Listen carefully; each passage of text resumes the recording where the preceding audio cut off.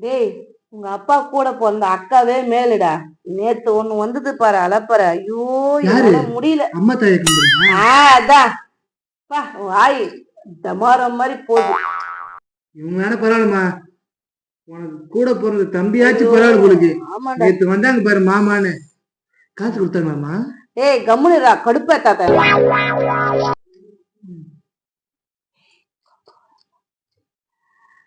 1 2 3 4 5 6 7 8 8 7 6 4 4 3 2 1.